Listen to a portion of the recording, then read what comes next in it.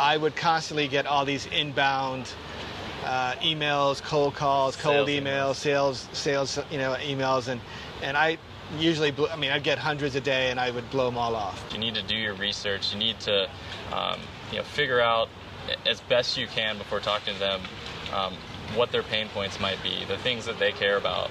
I think just going above and beyond, while it may take a little bit more time, definitely is going to land you a lot more meetings in terms of a sales process.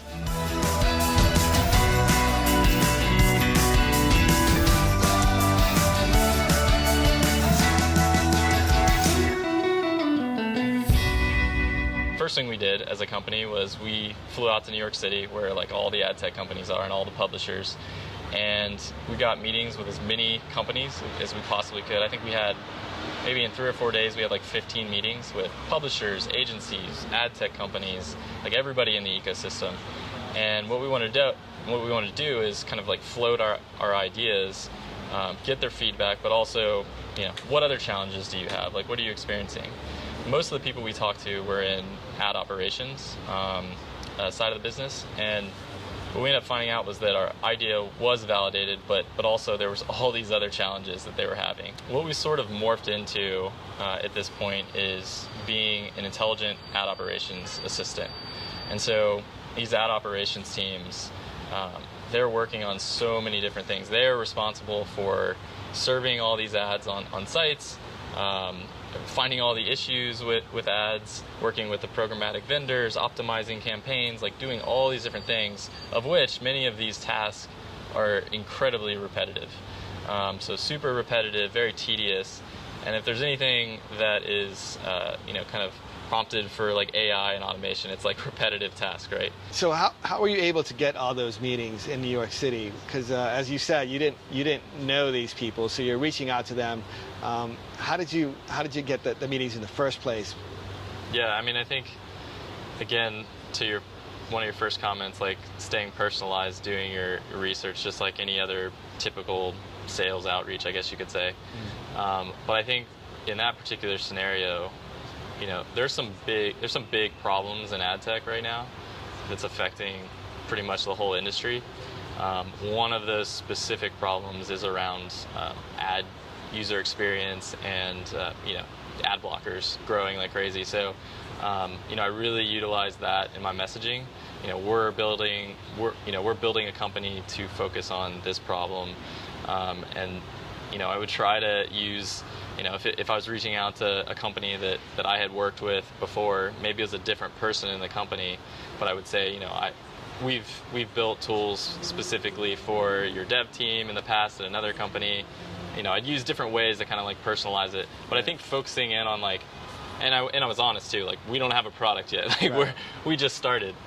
So you're definitely hitting a pain point, and that's too, like if you get 15 meetings, you're hitting a pain point because you don't even have a product yet. Well, it's interesting, yeah, because you're saying, hey, we think you have this pain point, we think we can help you, but we haven't done anything yet.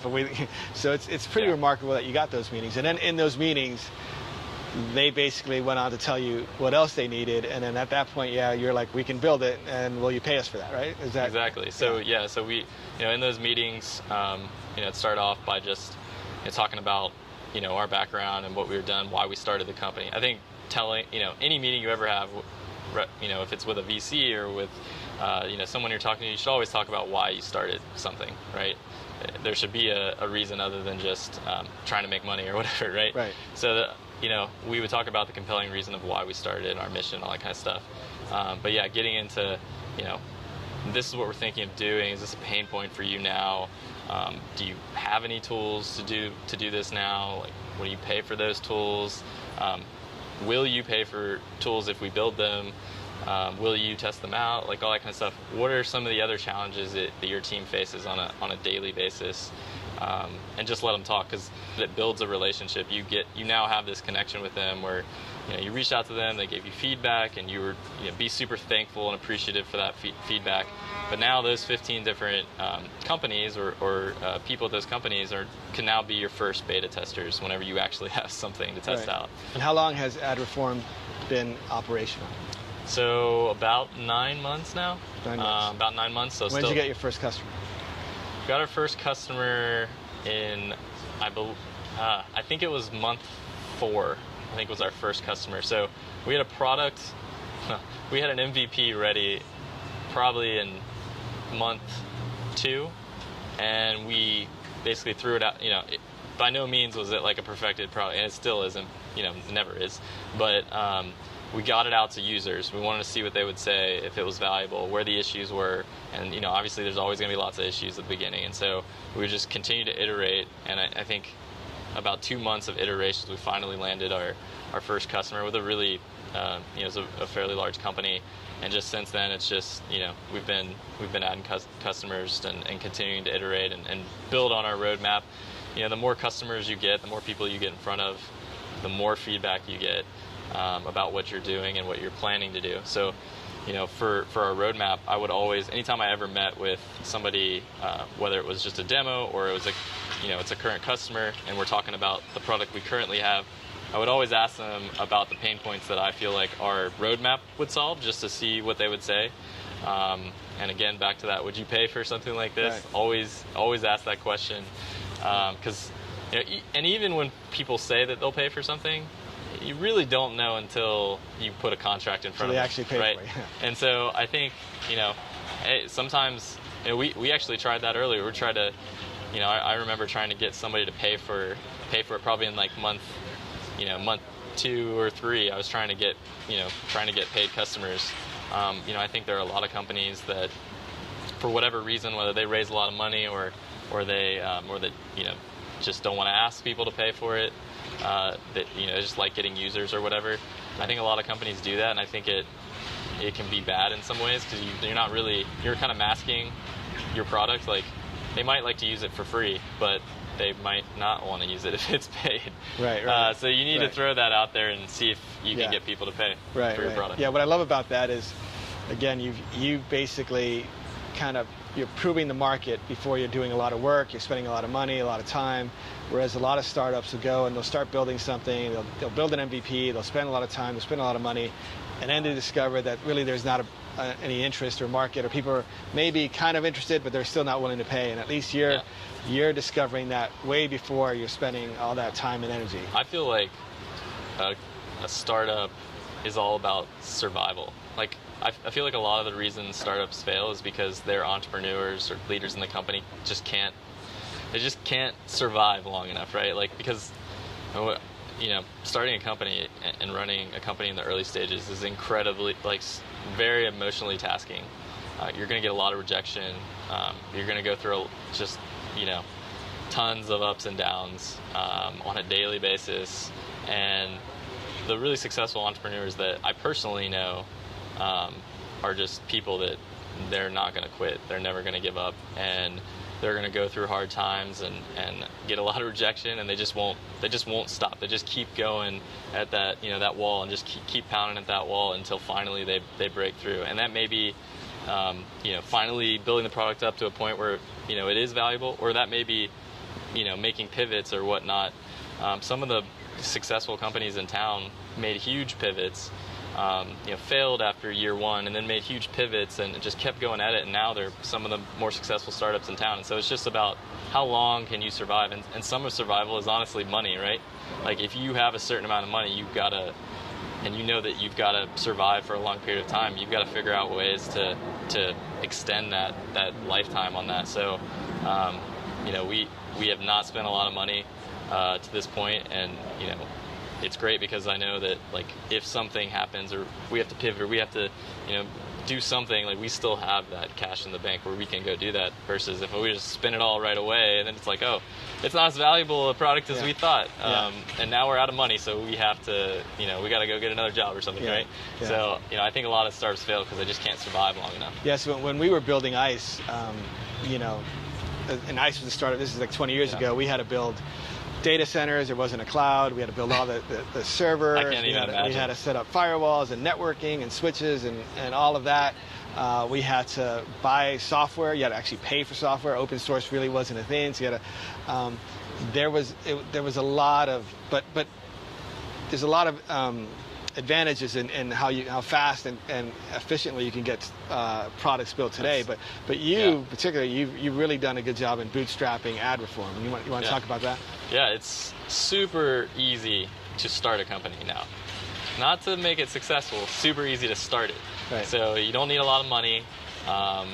You can be anywhere in the world. Like, it doesn't matter. You don't have to be in Silicon Valley. You don't have to be in any of these places. Like, you don't need a ton of developers or engineers. You don't need a ton of developers. You can get started very easily, and there's lots of there's so many awesome SaaS products out there that have free tiers or really inexpensive tiers of their services, and this can really help you to kind of like, we're a two-person company, so it's like we've got to figure out a way to compete, like other companies that may be bigger. Mm-hmm. And so the ways that you can do that is by using lots of different free tools and services, or just inexpensive services, or going out there and becoming a member of some startup community like ATV or ATDC in Midtown, and getting some free services, especially as it pertains to like servers, so like AWS or whatever, getting some free credits. That's been super helpful. Thank you, ATDC.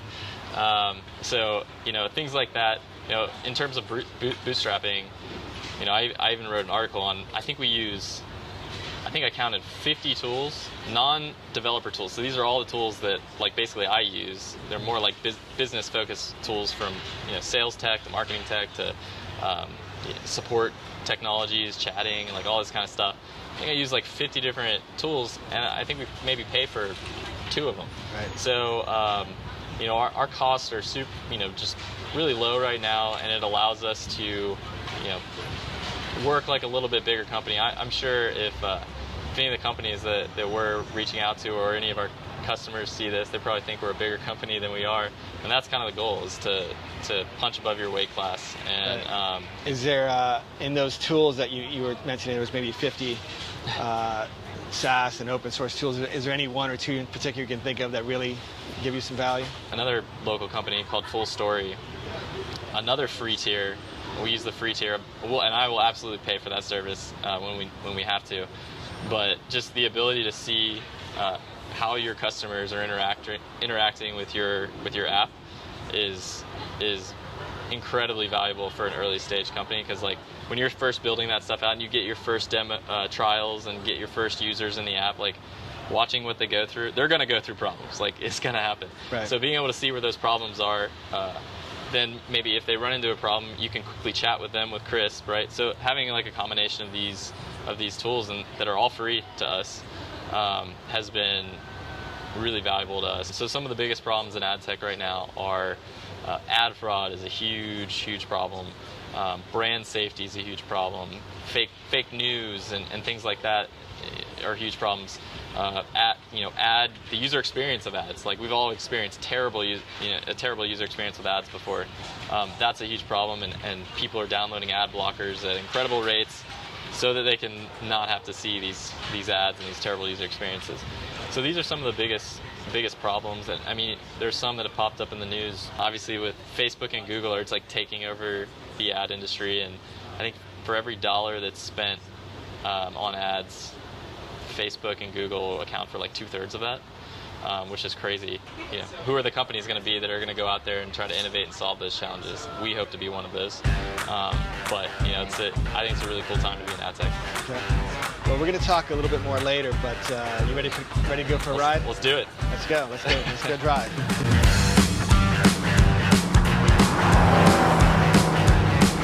So let me ask you now, what's been the biggest, most difficult transition from being, you were a key employee, you were head of sales at Rigor, but now you're the CEO.